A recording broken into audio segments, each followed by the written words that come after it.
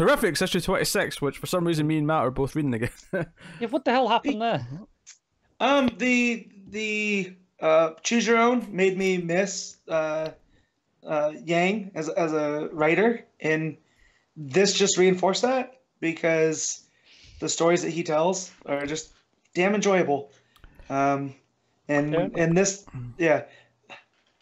edged closer back to Fantastic Four, I think, than like the Bizarro stuff, the Choose Your Own Adventure. So go ahead, Pete. Yeah, so Gene Luen Yang writing, Sergio Davila on the art. This is basically Simon Stagg has got cancer, and he makes some sort of deal with a devil, a demon, or something akin, and there's this big opening. The Stagg Industries and whatever Terrific's company's called now. Terrifitech. Thank you. They've developed this super quick, ultra clean energy version of public transport. This sort of monorail. These little pods that go on a monorail around the city. They're super excited about it. They reveal all this. There's a lot of banter between the various characters, as you'd expect between the Terrifics, and something goes wrong though when Simon Stagg and notably Plastic Man's son, who's like his intern, is his Simon Stagg's intern now because he wants to do his own thing and be on his own. And Plastic Man's also freaking out because Linya called him cute earlier. Basically, which I always forget she's still a teenager. Of course she thinks Plastic Man's son's cute. But when the pod comes back in, it kind of crashes, and when they investigate it, thinking, oh no, what's happened? Something's wrong. No one's on board. They've all disappeared. So the issue is them going to investigate what's exactly's happened. They're looking at security footage, or not even security. They go into. They've got like a.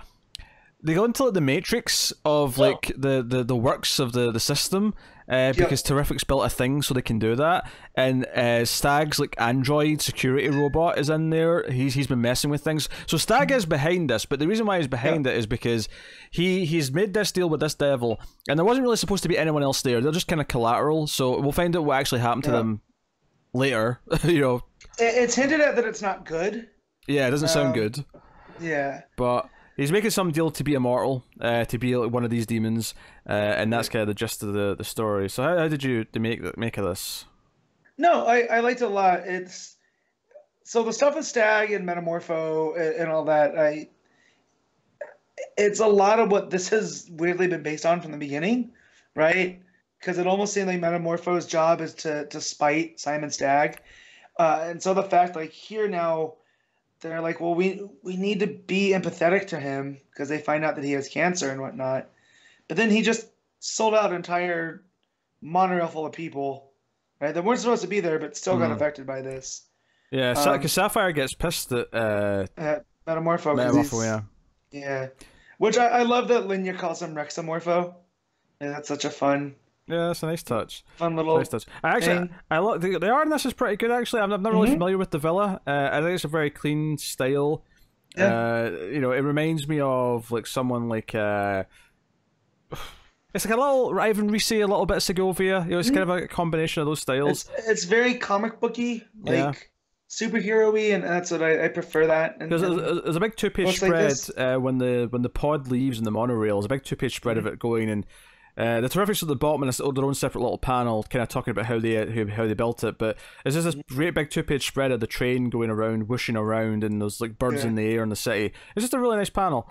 Really good stuff. Well, and I love that each one of them helped make this work for Gateway City, and Mr. Terrific designed it, and the hard constructs come from Linya and her Phantom Powers, and I forget what Plastic Man did to do it, but Metamorpho helped. In the design as well, based off of him, the energy that he created. He did testing on both of their different types of materials to create whatever this ended up being. I just remember that the clean energy source comes from something that Metamorpho helped design, which I liked. So, so Stagg's up to no good, and everything in this book where if I was kind of on the maybe I don't need to read this, maybe I'll let them build up. All went out when I got to the last page because throughout we had seen there's this other group that's paying attention to the Terrifics. Yeah, and you could tell that one of them was Tom Strong. You could kind of make him out. Which makes sense, based off of the earlier issues. They fight the android. Plastic Man and Rex are able to sort of destroy it. And they look at security camera footage and how everyone disappears.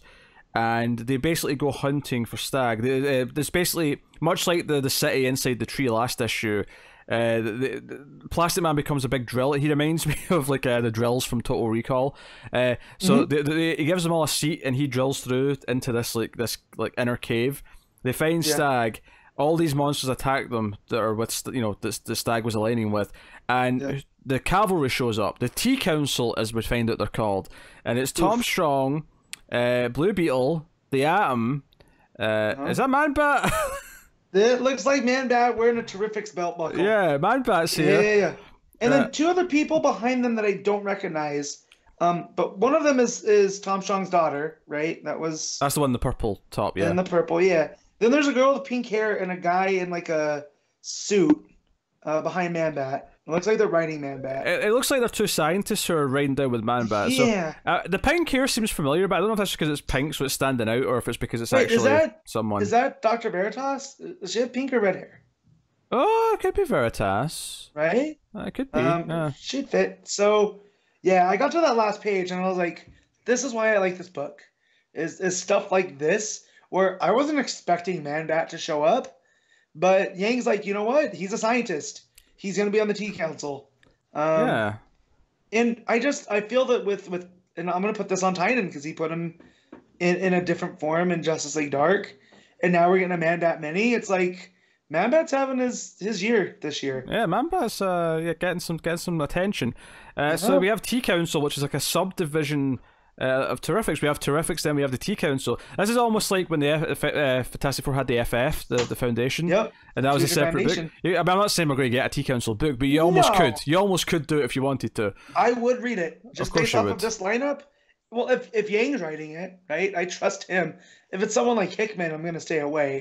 Like, as much as I liked Hawks and Pox, Jared's explaining to me what's going on in X-Men right now, and it's just too much. It's very Hickman. Most people don't seem to like it. Even people who like Hawks and Pox don't seem to like what's going on in X-Men right now. Yep. So, but anyway, no, I enjoyed this issue, and I thought, unlike some of when I tried to catch up a little bit, I ended up skipping it with the Bizarro stuff. Things felt a bit messy. This issue felt super neat to me and confident, and went in really well, flowed smoothly. Just the Stag storyline and Plastic Man turning into the drill and drilling into the middle of the earth, it started to feel like that Silver Age Fantastic Four again. Whereas the Bizarro stuff definitely did not. Like it felt Silver Agey, but in a different way. So yeah, no, this book's a lot of fun. Again, the T Council, Man Bat, come on. Yeah, it's cool stuff. I mean, Yang's his one failing sometimes is he gets a little bit too wordy, and I didn't feel that in this issue. So that's cool.